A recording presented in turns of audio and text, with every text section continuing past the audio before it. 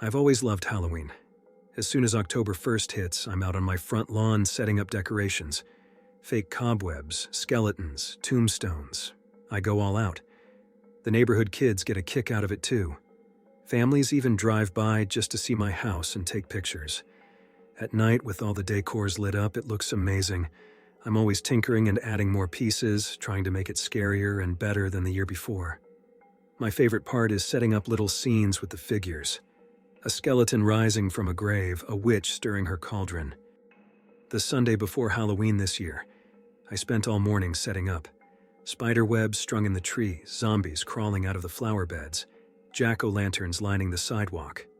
But for my biggest scene, I placed a witch in the middle of the yard cackling over a bubbling cauldron, surrounded by skeletons and ravens. Exhausted from decorating all day, I went straight to bed that night. The next morning, when I opened the front door to get the paper, I paused in confusion. The witch scene looked different. The skeletons seemed closer together, and some of their heads were turned unnaturally far around to face the witch. The raven's wings were spread wider, and the witch was bent further over her cauldron, hands raised dramatically. I didn't remember posing them that way. I knew I wanted to tweak their positions, but I was too tired the day before. Did someone mess with them as a prank? Seemed mean to sabotage my hard work, but it was fixable at least. I rearranged them all back to normal before heading to work. When I got home that evening, everything looked fine in the front yard. Probably just some jerky teenagers moving things around, I figured. But the next morning, it happened again. The skeletons were all clustered around the cauldron, their claws reaching toward the bubbling liquid. The witch was facing away from them, looking up to the sky and holding a raven above her head. It was bizarre, but kinda cool actually. The new poses made the scene eerier and more active.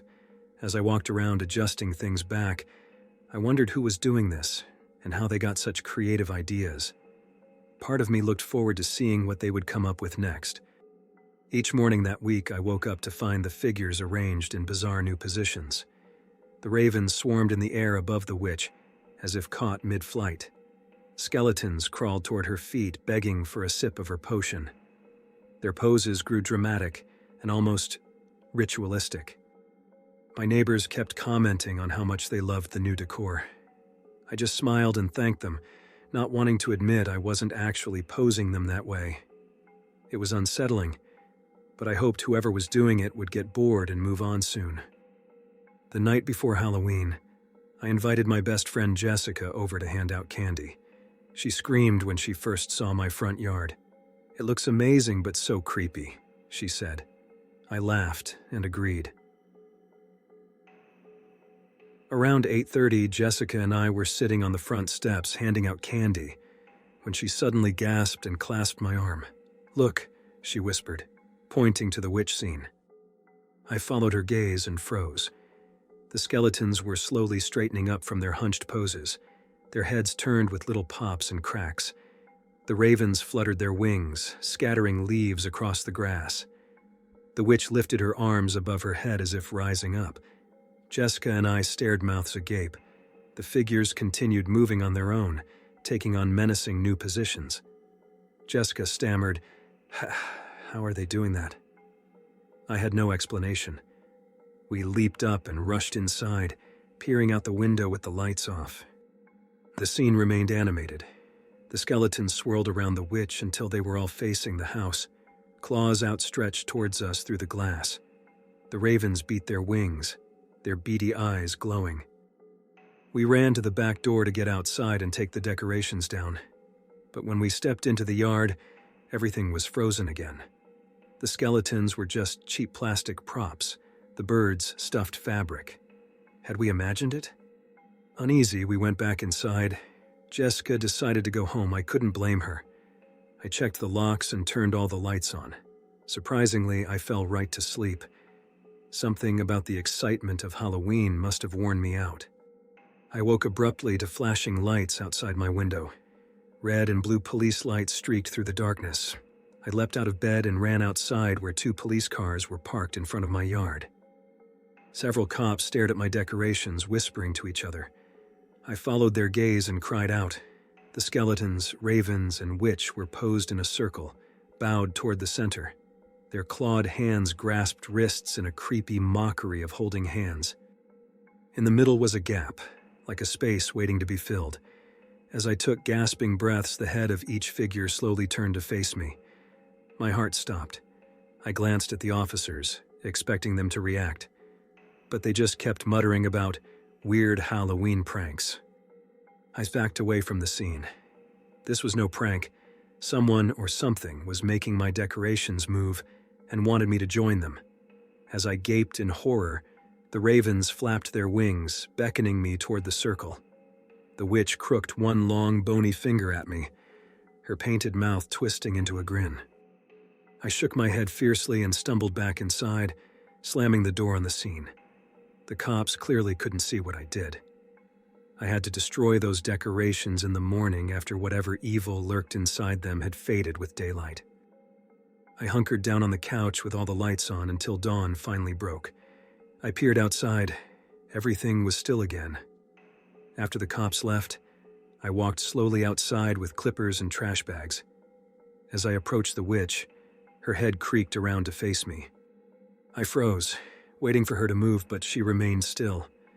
Breathing shakily, I started snipping wires and cramming figures into bags. As I took down each one, their gazes bored into me, as if pleading to let them keep living.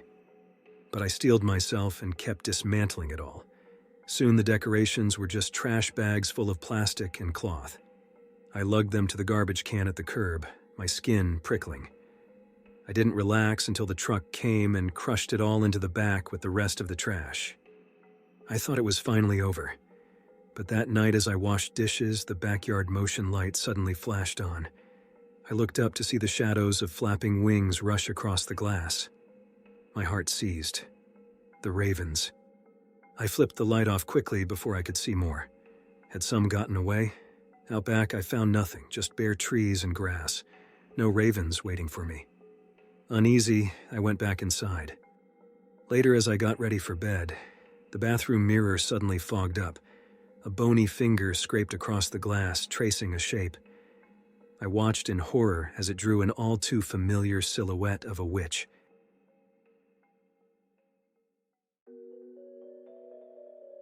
I was so excited about the Halloween dance at school. I had my costume all picked out. I was going as a vampire, complete with a cape with a tall collar to hide fake blood capsules. I was going to surprise my friends by biting into one and having fake blood run down my chin. It was going to be so cool.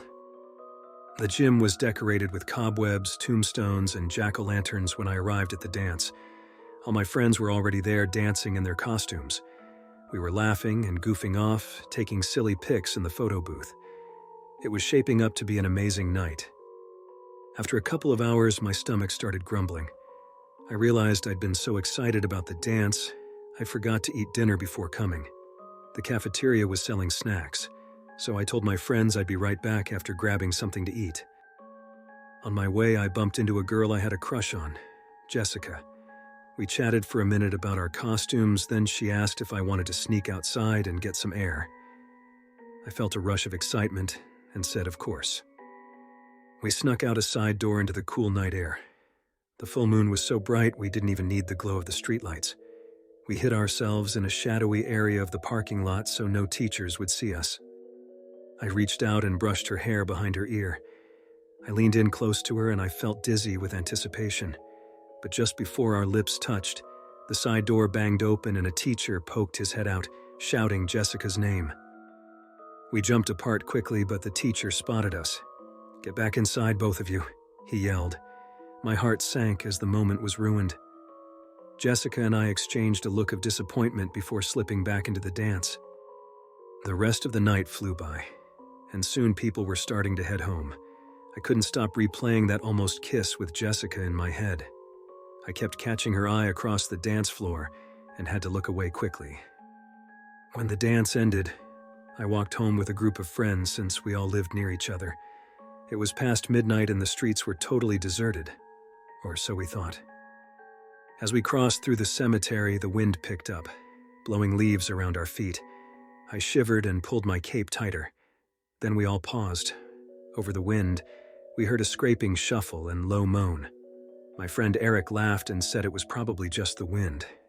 But the sounds grew louder and more frequent, like shuffling footsteps and pained groans. It seemed to be coming from all around us. We pressed closer together, turning in a slow circle to see where the noises were coming from. The full moon cast creepy shadows between the tombstones. The wind shook the bare tree branches, making them seem like bony hands reaching for us. Icy fingers of fear crept down my spine. This didn't feel like the wind or our imaginations anymore. The eerie moans echoed through the cemetery, now accompanied by the snaps and cracks of twigs under unseen feet, shuffling closer and closer. We took off running, not caring that we were screaming and looking ridiculous. We just had to get out of there. Halfway through the cemetery, I risked a glance back. Through the shadows and mist, I could make out human-like silhouettes staggering between the graves. I pushed my legs to pump faster. Once we hit the sidewalk outside the cemetery gate, we finally stopped running. We stood in the moonlight, gulping air, listening for footsteps behind us. But there was nothing except the normal neighborhood sounds. Still, none of us wanted to walk home alone after that. Eric called his mom to come pick us up. While we waited, we argued about what we heard. Eric insisted it was just Halloween sound effects someone set up to scare people. But I knew that shuffle and moan was real, and too close for comfort. Eric's mom pulled up and we all gratefully jumped in the car. But I felt uneasy the whole ride home, unable to stop peering out into the dark, looking for figures shambling behind the car. At home, I locked my bedroom door and windows, even though I knew that was ridiculous. I couldn't shake the creeping dread left by those graveside sounds. Exhausted as I was, I had trouble falling asleep. The howling wind kept waking me. Around 3, I woke up with an urgent need to pee. I rushed across the hall to use the bathroom, not turning any lights on. As I was washing my hands in the dark, a loud thump made me jump. I chalked it up to the house settling or tree branches hitting the roof. But when I opened the bathroom door to go back to bed, the hallway was filled with a rotten, earthy smell. Heart pounding, I inched down the hall toward my bedroom. The stench grew thicker, like an open grave. Reaching my door, I heard the floor creak heavily right behind me, as if from the pressure of something taking a step. I whipped around, eyes straining in the darkness. Nothing, but that awful smell still clogged the air. Terrified, I dove into my room and slammed the door shut. I dove under my covers and squeezed my eyes shut tight, hoping against hope those shuffling footsteps hadn't followed me home.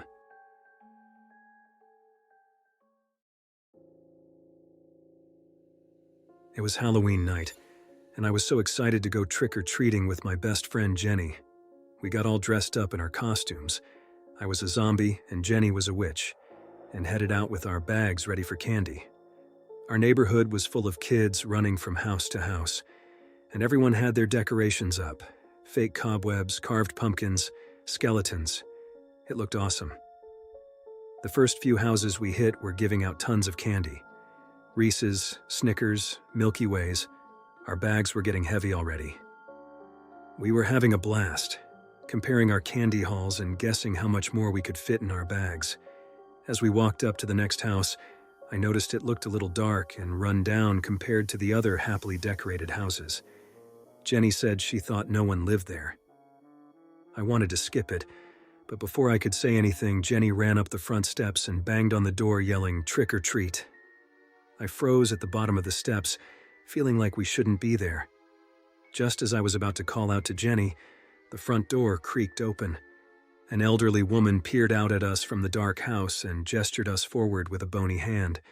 Jenny shot me a grin and bounded into the house.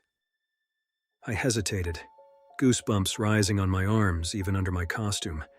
The woman seemed nice, but everything about this felt wrong. But I didn't want Jenny to think I was scared, so I slowly stepped inside after her. It was pitch black and freezing cold compared to outside. The woman led us silently through the dark house and into her kitchen. She gestured at a plate of candy apples on the counter. I noticed she hadn't said a word the whole time. Jenny grabbed a red apple with chocolate drizzled over it. They looked amazing, but were kind of weird for Halloween. Jenny took a big, crunchy bite of hers. I picked up a glossy, dark green one. It felt cold and heavy in my hand. Jenny elbowed me, nodding and smiling as she chewed on her apple. "Aren't you going to try it?" she asked after swallowing her bite. She seemed totally fine, so I lifted the apple up and took a small bite. It was surprisingly sweet, but had an odd, thick aftertaste. I stepped back and my shoe squelched on something wet on the floor. Looking down, I saw we were standing in a puddle of sticky, dark liquid. Blood? But Jenny kept munching on her apple, unfazed. The woman stared at me with glassy eyes as I lowered the apple from my mouth. Trying to stay calm, I grabbed Jenny's arm. "We should get back out there before all the candy is gone," I said quickly, moving toward the living room and front door. Jenny stayed planted firmly in place, taking another juicy bite from her apple and staring past me blankly. Tendrils of steam wafted up from the apple's core, but Jenny didn't seem to notice.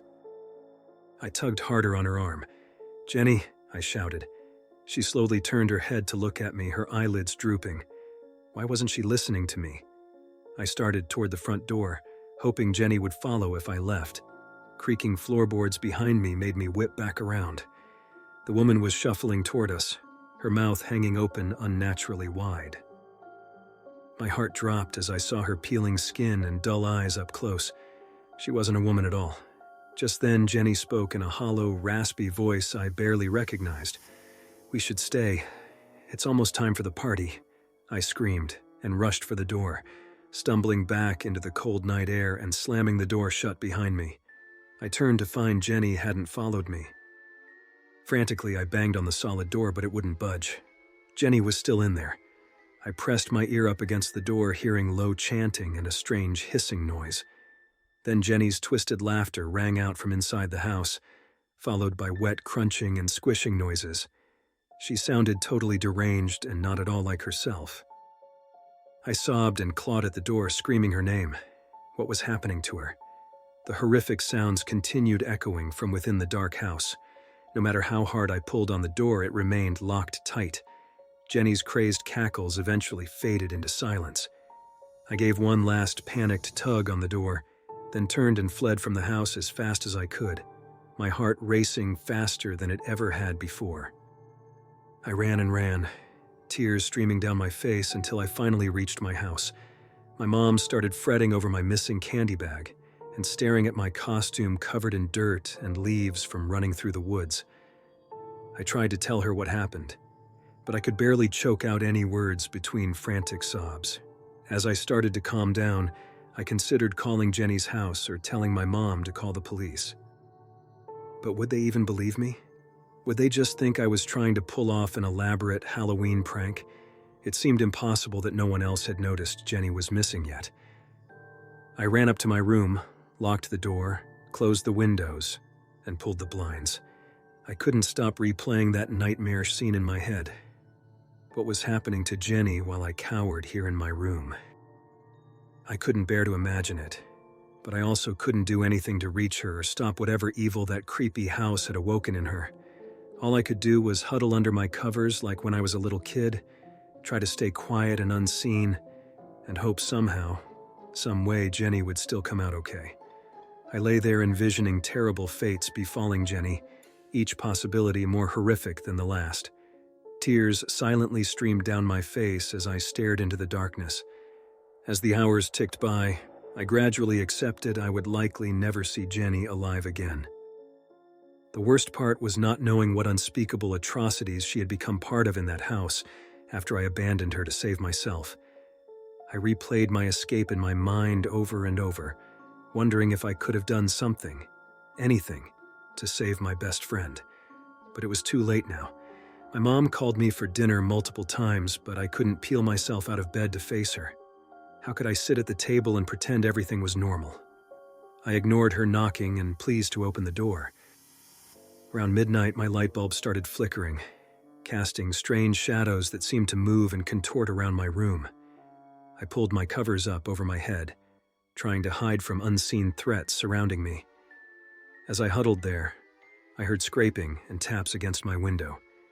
Terrified but unable to stop myself, I slowly pulled the covers down just enough to glance at the window. Through the blinds, I could see a dark form and a flash of wild red eyes staring back at me.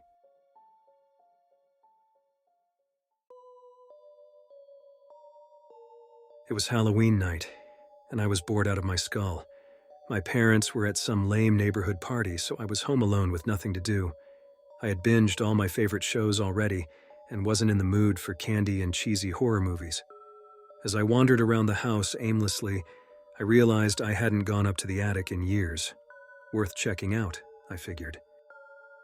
The attic ladder creaked loudly as I pulled it down and climbed up. I coughed as dust filled my nose and looked around. Just a bunch of old boxes and furniture draped in sheets. I spotted an old trunk in the corner and made my way over, hoping for some cool vintage clothes or jewelry. As I opened the trunk, the musty scent of old paper wafted out. It was filled completely with large leather-bound books. They looked ancient, their pages yellowed and fragile. I grabbed one and read the title etched on the cover: Spells, Incantations, and Rituals. My heart leaped. A spell book, and it looked legit too, like some medieval witch's personal collection of magic. I knew it was silly to think the spells would work, but the temptation was too much. What did I have to lose in trying them out just for fun on Halloween night? I lugged the heavy book to my room and left it on my bed, then changed into a witch's costume I had left over from last year. If I was going to play with magic, I had to look the part. Settling onto my bed, I lit some candles for atmosphere, switched off my lights, and opened the spellbook. The crackling yellow pages seemed to glow in the candlelight. I flipped through it slowly, looking for something easy to start with. Most of the spells involved weird ritual items I didn't have, like Eye of Newt and Bat Spleen. Then I found one that seemed doable, a summoning spell. All it required was a few drops of blood and a short incantation to summon a spirit companion. The book said my blood would act as payment to the spirit for its time and loyalty. I shrugged, figuring it couldn't hurt to try. I pricked my finger with a sterilized needle, squeezed out 3 drops onto the page, and read the summoning spell aloud. Nothing happened. I sighed, feeling like an idiot for believing this stuff would work. Then the flames on my candles suddenly shot up high, startling me. My room darkened as if the sun had set. I looked around, my heart thudding. Had I imagined it? A low, chilling laugh filled the room. It seemed to come from everywhere and nowhere. I whipped my head around, searching the shadows. Then I noticed the spell book on my bed was open to a different page. Scrawled in what looked like fresh blood were the words, "Your wish is granted." Before I could react, the blood letters slid and glided over the page, forming themselves into, "What is your deepest desire?" A voice, smooth as velvet, spoke from the darkness. "Ask and it shall be yours, for a price." I screamed and dropped the book, shaking violently. This wasn't funny anymore. "Come now, don't be frightened. You summoned me here after all," the voice purred. "I am Astaroth, a demon of fortune and power. I exist only to serve you, if you desire it." My mind raced. Had I really summoned a demon? Was this some cruel trick? I stammered, I didn't think... I don't even know if you're... Real." The voice laughed again. "I am as real as your beating heart, pet. Now ask me for what you desire most. Anything in this world or any other. It will be yours." I hesitated. What did I desire most? Astaroth seemed to read my mind. "Ah, is it love you want most, my dear? To be desired? There is a boy, yes? I can make him yours. Just say the word." My cheeks flushed.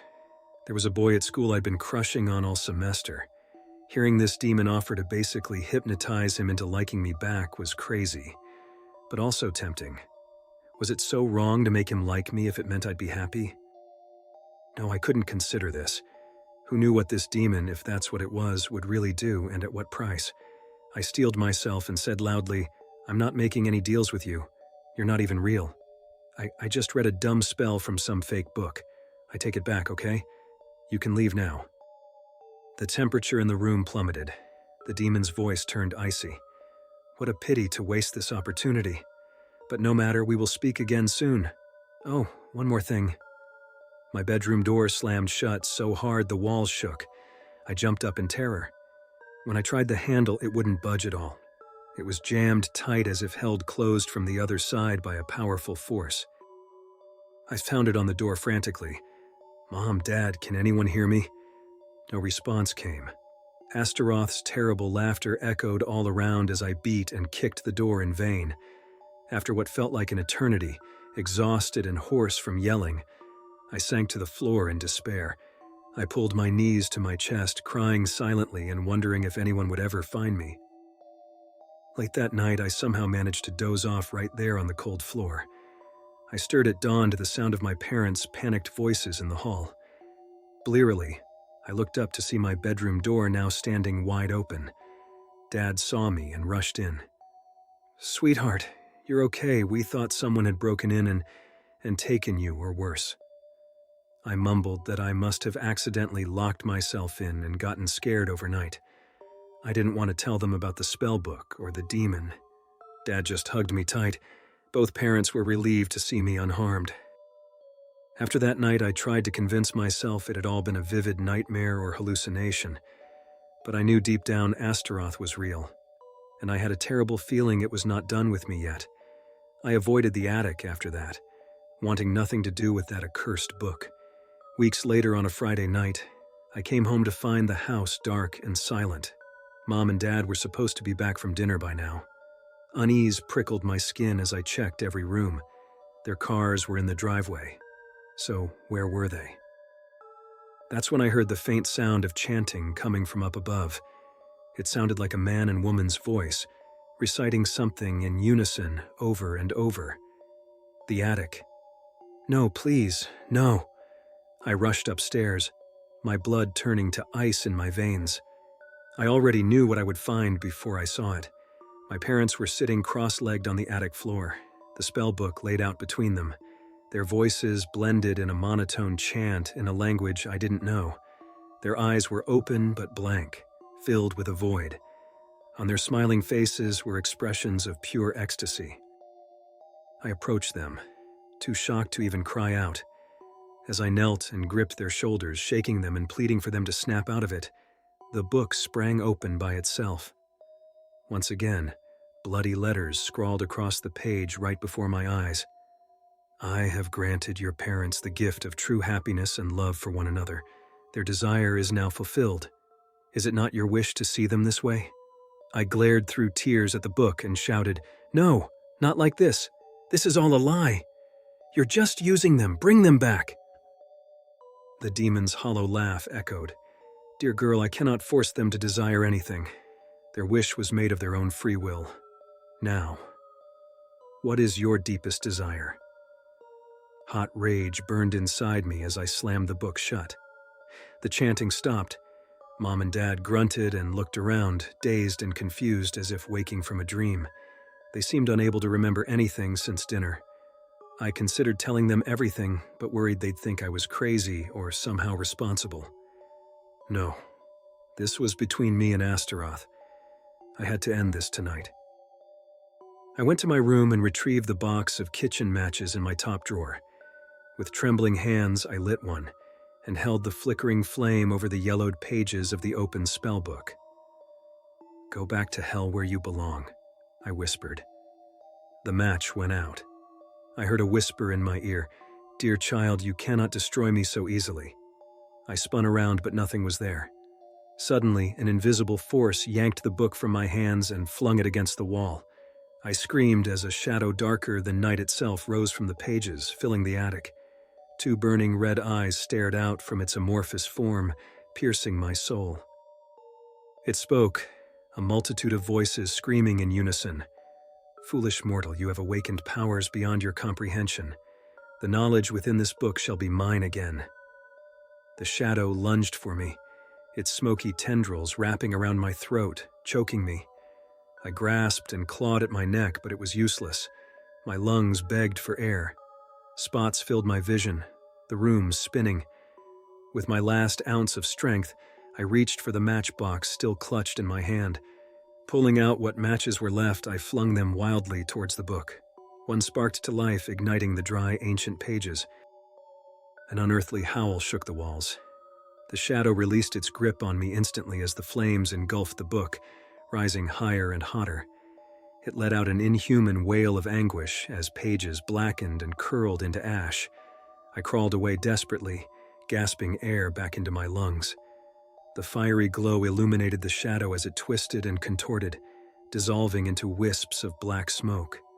Within moments, all that was left of the spell book was a smoldering pile of ash. The attic was silent once again. As I shakily rose to my feet, a final chilling whisper filled my mind. "We shall meet again."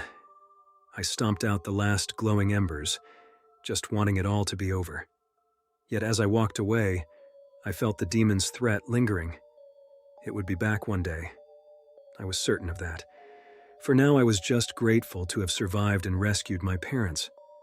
But I would never forget that night, nor the seductive evil in Astaroth's voice promising my heart's desire, for a deadly price. Never again would I trifle with the forces of darkness, no matter how great the temptation. Such magic does not come freely. It always demands payment in the end, and often it is far more than anyone would want to pay.